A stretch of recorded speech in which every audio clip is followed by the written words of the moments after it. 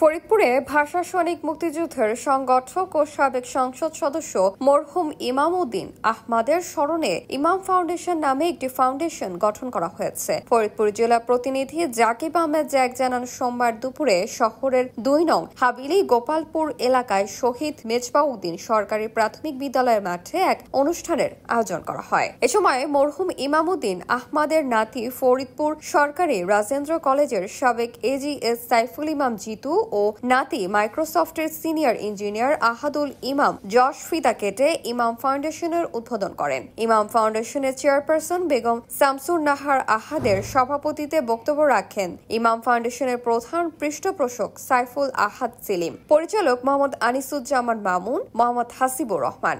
এছাড়া SR ফরহাদ, মোহাম্মদ শামীম আহমেদ, পারভিন আক্তার, মোজা মোল্লা, কমলাপুর উচ্চ বিদ্যালয়ের প্রধান শিক্ষক নাসিমা আহমেদ, ছাত্রলীগ নেতা ফাহাদ বিন নীর, অ্যাডভোকেট অমল কুমার, সাইম আহমেদ আরশি সহ আরো অনেকে উপস্থিত ছিলেন। অনুষ্ঠানে কমলাপুর ইমামবাগ উচ্চ বিদ্যালয়ের শিক্ষার্থী ও শহীদ মেজবাউদ্দিন সরকারি প্রাথমিক বিদ্যালয়ের ৬০০ শিক্ষার্থীদের মধ্যে শিক্ষা সামগ্রী বিতরণ করা হয়েছে। এছাড়া দুটি বিদ্যালয়কে ১০,০০০ করে মোট ২০,০০০ টাকা প্রদান করা হয়। ফাউন্ডেশনের উপদেষ্টা সাইফুল আহাদ সেলিম বলেন, এই ফাউন্ডেশনের লক্ষ্য হচ্ছে সমাজ সেবা, মানব কল্যাণ এবং শিক্ষা বিষয়ে কাজ করা। প্রতি বছরে এই কার্যক্রম অব্যাহত থাকবে বলেও জানান তিনি।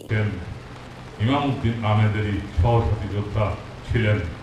ইমাম উদ্দিন আহমেদ একজন অসাধারণ মানুষ।